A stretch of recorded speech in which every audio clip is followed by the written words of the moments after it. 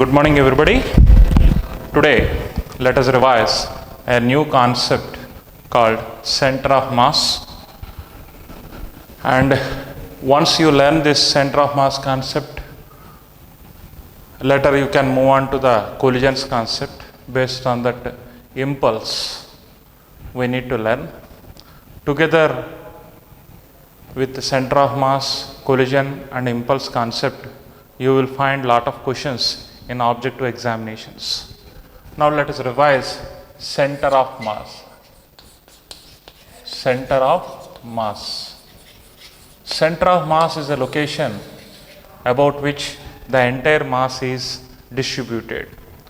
Center of mass is a location where the entire mass of the body is supposed to concentrate. It is not necessary to have a mass containing particle at the location of center of mass. For example, if you consider a ring, a circular ring, its center of mass is here. Center of mass is the location about which all the particles of the body are uniformly distributed at fixed distance, and no mass containing particle is available at center of mass. So this is a best example for center of mass. Generally, the geometric center of an object which is uniform in structure and shape will be the center of mass location. It is not necessary to have the center of mass at geometric center always. How to identify the position of center of mass? Suppose if I consider a system of particles like this, if there are three particles having masses m1, m2, m3, they are distributed at a plane like this. The position vector of m1 is r1, the position vector of m2 is r2, the position vector of m3 is r3. Then the moment of mass of first particle is m1 r1, moment of mass of second particle is m2 r2, the moment of mass of the third particle is m3 r3. You should take the sum of moments of mass by total mass,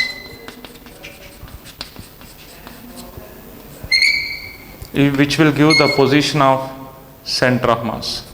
You can say position vector of center of mass, RCM. So RCM bar is given by m1 r1 plus m2 r2 plus m3 r3 by m1 plus m2 plus m3. You can write it as sigma mi ri. I is equal to 1 to n if there are n particles. Then by sigma mi, again I is equal to 1 to n. This is the location of center of mass or position vector of center of mass. This is the general formula. This is in case of discrete particles. The location can be identified like this. In case of a continuous object like a meter scale, maybe having a uniform cross section or sometimes not having uniform cross section, if you want, that means it is a continuous distribution of mass. In case of continuous distribution of mass, if you want to identify the location of center of mass, then you should take a small element into consideration whose mass should be taken as dm and whose position is taken as x. So then the moment of this small element is x dm.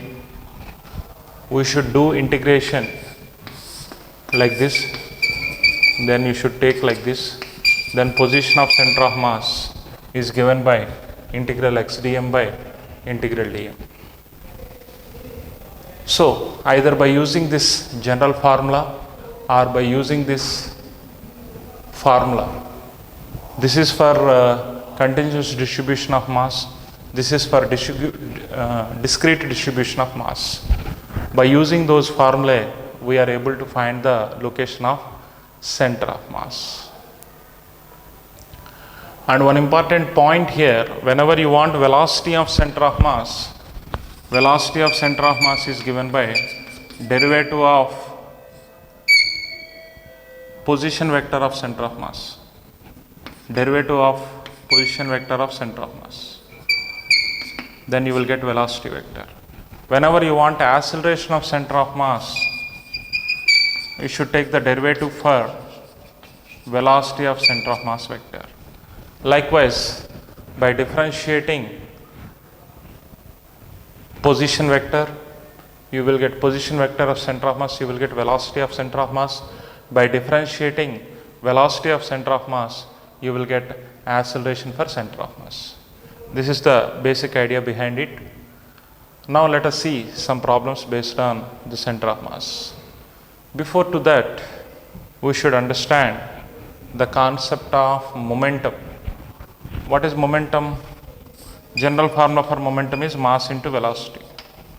Whenever you want momentum of center of mass, you should take velocity of center of mass into consideration. So sometimes, what is the external force acting on the system? If you want, external force is defined as dP by dt. So better to take the momentum of center of mass into consideration. Sometimes we may use this equation for solving problems. So the center of mass is a location where the entire mass is exactly concentrated or supposed to get concentrated. By using these formulae, you can identify the center of mass of any type of system. Already we discussed various problems related to these ideas. Just go through them. Later, you come to do the previous competitive questions. Let me solve some questions based on this.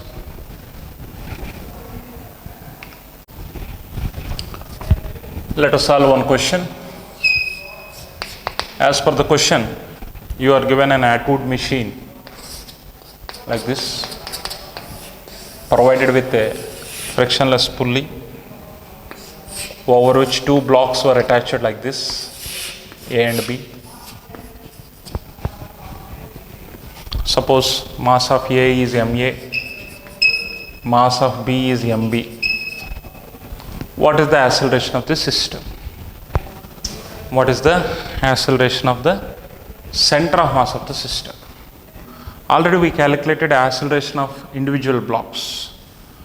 Both the blocks will move with same acceleration since they are attached with inextensible uniform string, light string.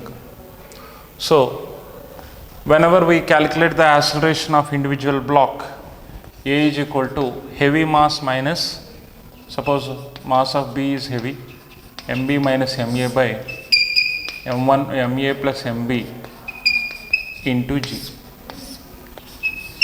This is the acceleration of each block. If I want the acceleration of center of mass of the system, acceleration of center of mass of the system. So what procedure I need to follow? So generally, acceleration of center of mass means derivative of velocity of center of mass we discussed, or individually m1a1 plus or maaa plus mbab by ma plus mb will be the formula for acceleration of center of mass of the system. Will be the formula for acceleration of center of mass of the system. Actually, here A is going upwards and B is going downwards. Direction wise, they are moving in opposite direction to one another. That's why its acceleration, if I take it as positive, its acceleration I should take it as negative. Then what will happen? Both are having magnitude wise equal. MAA, I am taking it as positive. MBA, I should take it as negative, by MA plus MB. That is MA minus MB by MA plus MB into A is the formula for acceleration of center of mass of the system. For example, here in this problem, MA is given as 1 kg, MB is given as 2 kg. If MA is given as 1 kg, MB is given as 2 kg, what is the acceleration of center of mass of the system? What is the individual acceleration of each block? Heavy mass minus light mass by total mass into G. That is G by 3 is the acceleration of individual block. We need acceleration of center of mass of the system. So acceleration of center of mass of the system is given by MA minus MB by MA minus MB by, that means MA is 1, MB is 2 by MA plus MB into acceleration of the system G by 3. So it becomes minus G by 9. This is the acceleration of center of mass of the system. Here minus indicates acceleration of center of mass is downwards. We have taken upward acceleration as positive, downward acceleration as negative.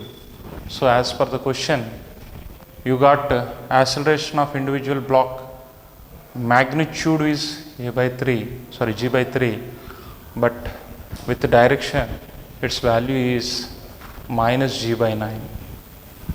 So this is the method of finding acceleration of center of mass of the system. That means magnitude, if I speak, acceleration of center of mass is G by 9 downwards. This is the solution for this question. Let me do one more problem here.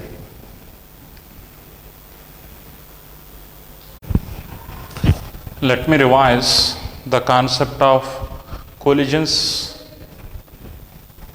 here. Collisions. Collision is nothing but bombardment of one object with another object to exchange the momentum and energy. So generally we classify collisions into two categories: elastic collision and inelastic collision. Elastic collision is a collision in which law of conservation of kinetic energy and law of conservation of momentum both are valid. Inelastic collision is one in which only conservation of momentum is valid, whereas conservation of kinetic energy is not valid. So we classified collisions into two categories: elastic collisions, inelastic collisions. You just go through this entire idea what we discussed earlier in 11th standard. Here briefly I am explaining. So elastic collision in which law of conservation of momentum, law of conservation of kinetic energy, actually it is linear momentum, law of conservation of linear momentum and law of conservation of kinetic energy both are valid. That means if suppose I have two objects having mass m1 and m2, m1 is moving with u1, m2 is moving with u2. This is before collision. After the collision, m1 moves with v1, m2 moves with v2. Such a collision is considered as one-dimensional collision. One-dimensional collision. In one-dimensional collision, if you want to call the collision as elastic collision, it should obey law of conservation of linear momentum as well as law of conservation of kinetic energy. So if I go for law of conservation of linear momentum, m1 u1 plus m2 u2 is equal to m1 v1 plus m2 v2 will be the formula. If I go for law of conservation of kinetic energy of the particles executing collision before is equal to half m1 u1 square plus half m2 u2 square is equal to half m1 v1 square plus half m2 v2 square. If both the formulas are valid, such a collision is called elastic collision. Only law of conservation of linear momentum is valid. Law of conservation of linear momentum is valid and law of conservation of kinetic energy is not valid. Such a collision is considered as inelastic collision.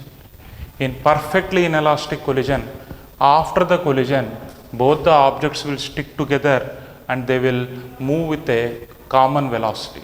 That common velocity is given by, so before collision, individually they are moving m1 u1 plus m2 u2.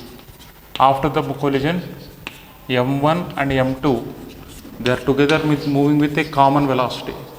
V common is given by m1 u1 plus m2 u2 by m1 plus m2. This is the formula for common velocity attained after perfectly inelastic collision. So we derived certain formulae like final velocities after the collision. So final velocity of the first object after the collision v1 is given by, if you solve these two equations, you will get these equations. So final velocity of the first object after the collision is given by m1 minus m2 by m1 minus m2 by m1 plus m2 into u1 2m2 by m1 plus m2 into u2. This is the expression for final velocity after one-dimensional elastic collision. One-dimensional elastic collision. Elastic collision means both laws are taken into consideration. Then final velocity of the second object after the collision is given by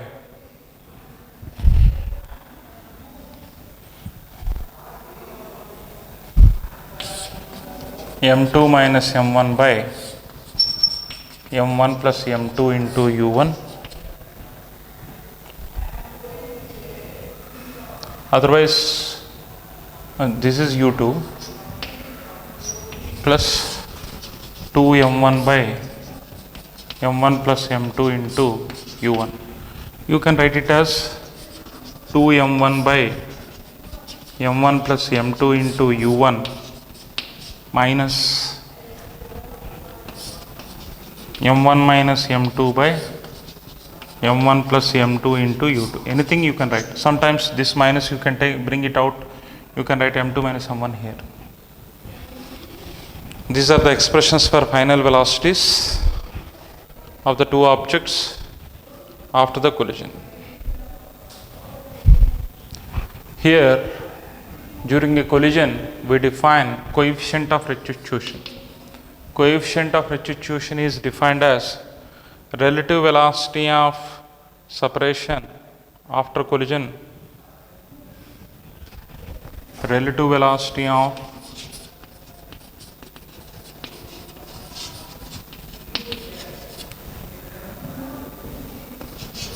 separation by relative velocity of approach.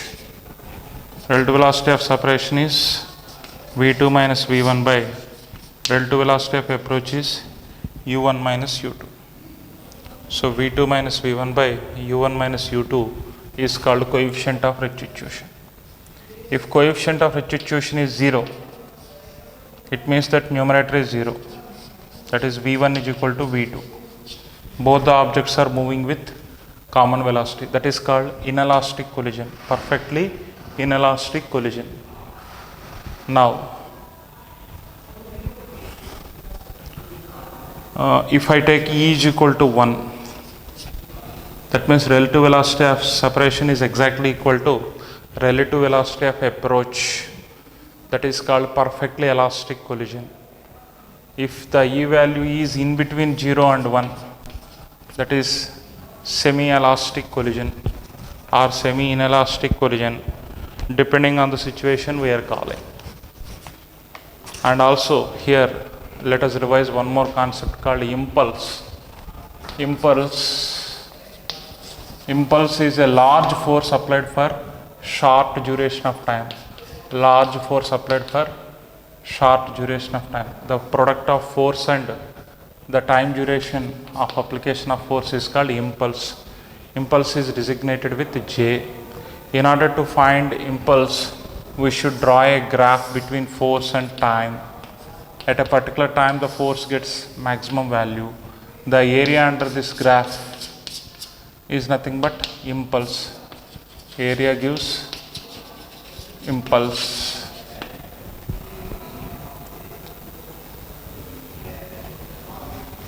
Otherwise, you take force here, time here, no problem. Large force is applied for a short duration of time. Delta t is the time interval over which this large force is applied. So, if you draw a graph between force and time, the area under the graph will give impulse. Impulse is defined as change in momentum.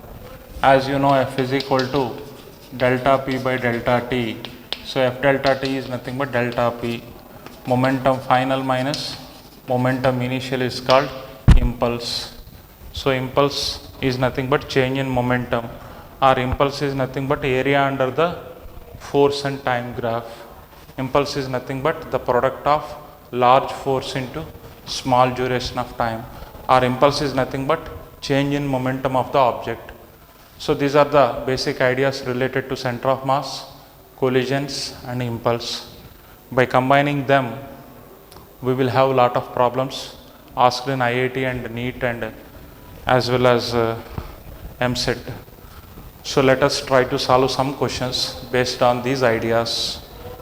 All of you revise these ideas from your 11th class textbook or integrated material and try to solve problems along with me. I hope I reached you. You try to revise each and every concept with keen observation. I am going to solve a question asked in JEE 2019. JEE 2019. In this question, a body of mass 2 kg, a body of mass 2 kg makes an elastic collision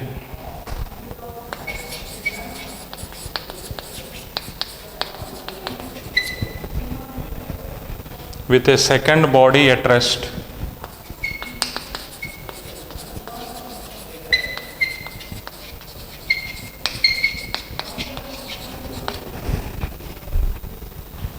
And continues to move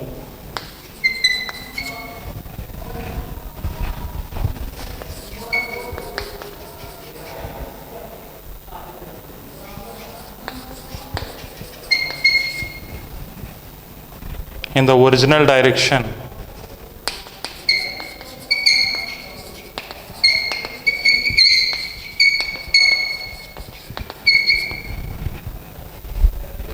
but with 1/4 of original speed.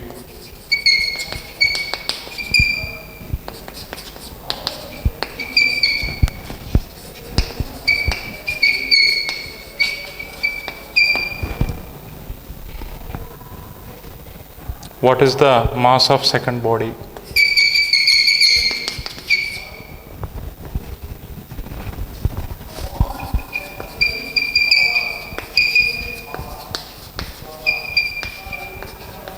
What is the mass of second body? They gave the options like this: 1.0 kg, option B; 1.5 kg, option C; 1.8 kg, option D; 1.2 kg. These are the options given for this question. So we need to solve this question.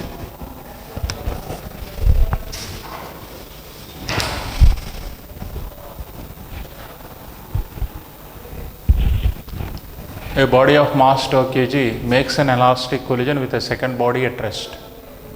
So mass of the first body is 2 kg. Mass of the second body we need to find. The first body makes an elastic collision, that you should take into consideration. You should apply law of conservation of linear momentum as well as law of conservation of kinetic energy to solve this problem. And second body is initially at rest. U2 is 0 and continues to move in the original direction with 1/4 of the original speed. So initial speed of first body is u1. Suppose if it is u, and it continues to move with final velocity 1/4 of the initial speed after the collision. What is the mass of the second body? You know that final velocity of the first body after the collision is given by m2 minus m1 by m1 plus m2 into u1 plus 2m2 by m1 plus m2 into u2. First of all, you try to recollect the formula. Is it correct? Sorry, this is the m1 minus m2. m1 minus m2 by m1 plus m2 into u1. This is the final velocity of the first object after the collision. So here, final velocity of the first object they gave u by 4. That is equal to mass of the first object is 2. Mass of the second object is not known. 2 plus m2. Initial velocity of the first object is u. Initial velocity of the second object is 0. So this u and u gets cancelled. So if you cross multiply, 2 plus m2 is equal to 4 into 2 minus m2. 2 plus m2 is equal to 8 minus 4m2. 5m2 is equal to 6. m2 is equal to 6 by 5. That is 1.2 kgs. Very simple solution we got for this question. I hope everybody understood what I discussed here. Let me move on to the next question. It is also asked in 2009 JEE.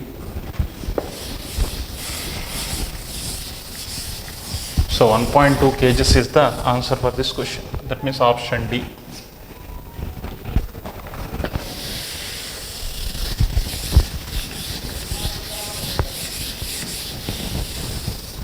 In the same JEE 2019, we had another question. Let me write that question clearly here.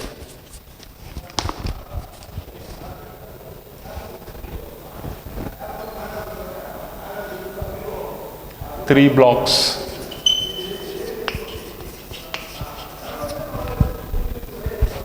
A and B and C lying on a smooth horizontal surface.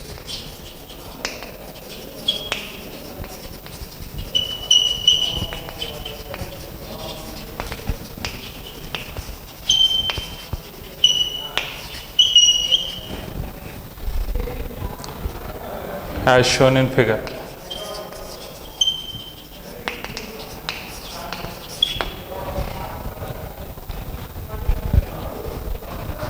A and B have equal masses.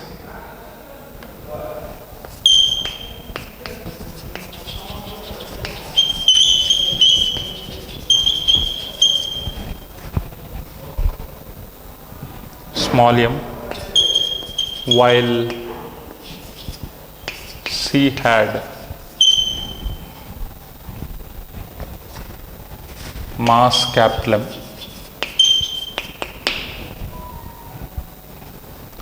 block A is given an initial speed V.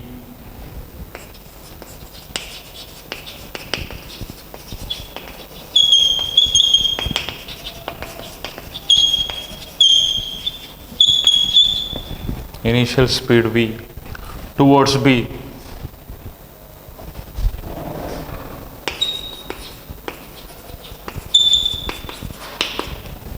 Towards B, due to which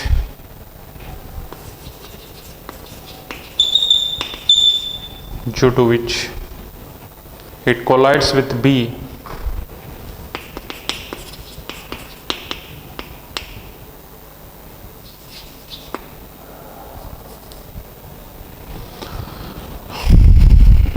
due to which it collides with B perfectly inelastically.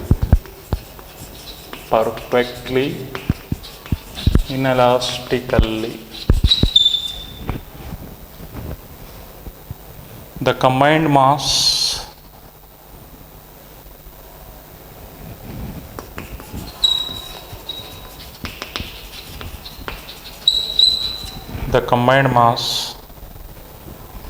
collides with C.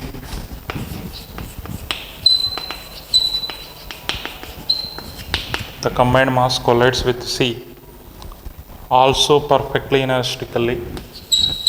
Also perfectly inelastically. 5/6 of initial kinetic energy is lost.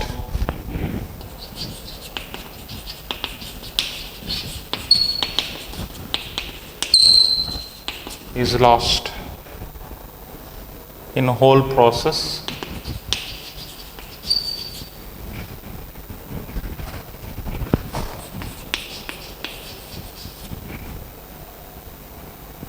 What is the value of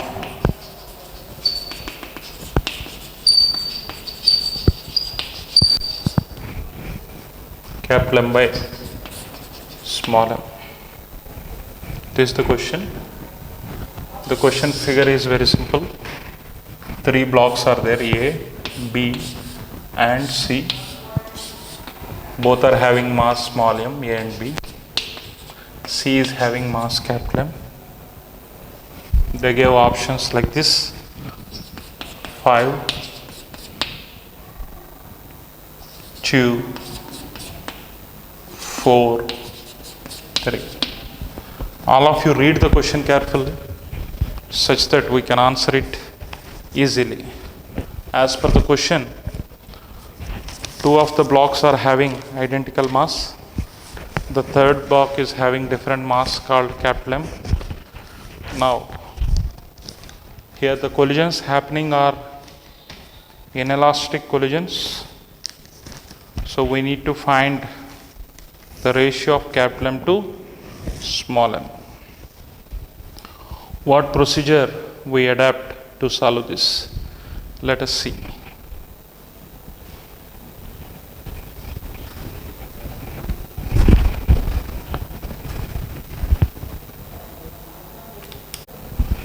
So solution is simple.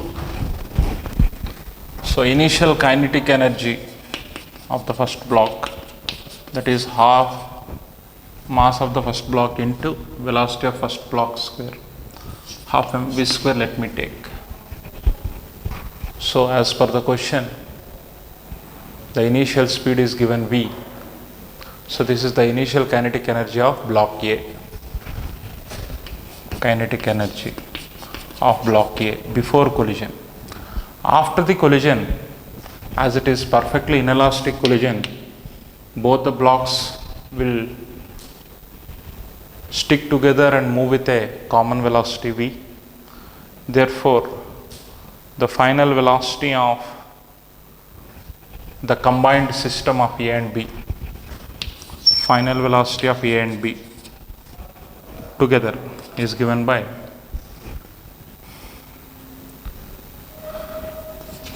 m1 v1 plus m2 v2 by m1 plus m2. This is the general formula.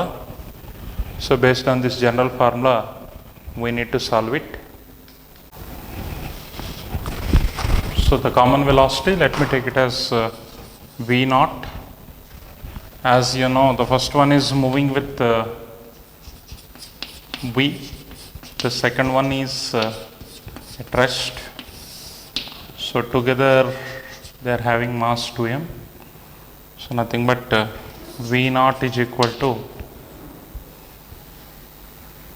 mv by 2m.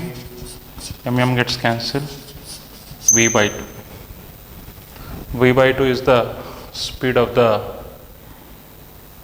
combined system.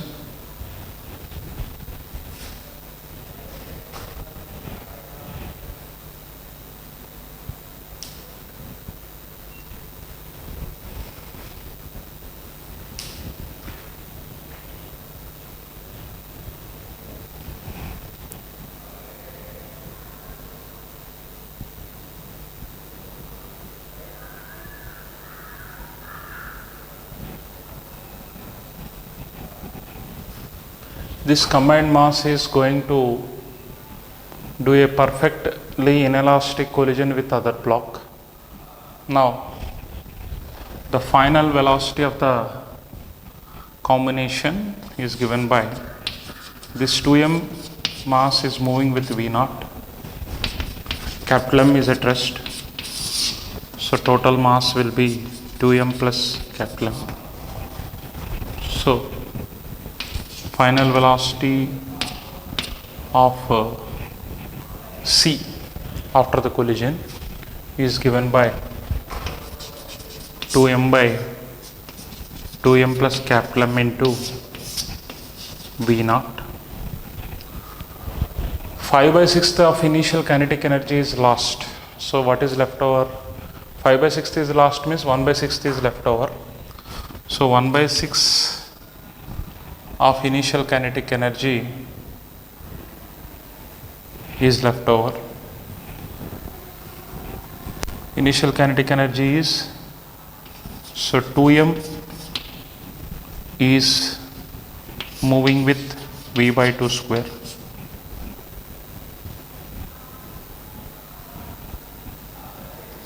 Half mv square will be the formula for kinetic energy. So 1 by 6th of the initial kinetic energy is left over. That must be the kinetic energy of the last combined system. That is half into mass 2m 2 small m plus capital M into V dash square. So if I simplify, so it is 1 by 6 m into V square by 4, that is equal to 2 small m plus capital M by 2 into V dash square. V dash square is nothing but 2m by 2m plus m whole square into V naught square. V naught square is nothing but V by 2 whole square.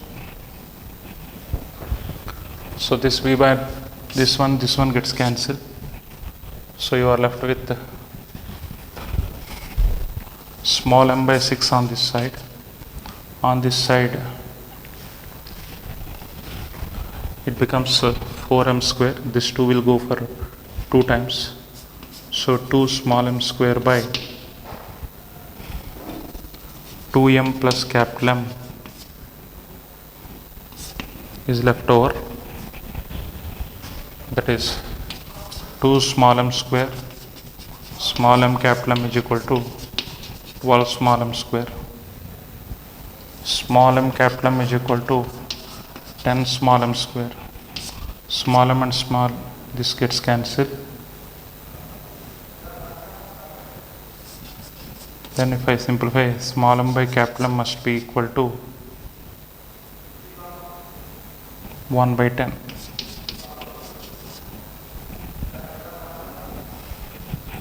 Once again you check the calculation made by me.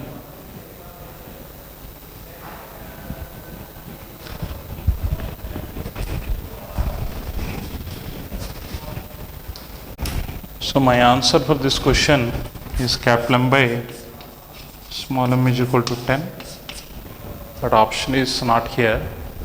Once you check the solution clearly, I hope my solution is correct. We have to check the key once again.